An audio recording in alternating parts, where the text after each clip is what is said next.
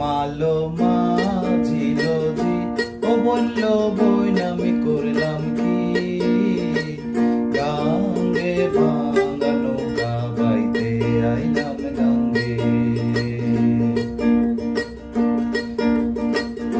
ছিলাম শিশু ছিলাম বালা না ছিল সংসারের জ্বালা সদাই থাকিতাম মায়ের সঙ্গে।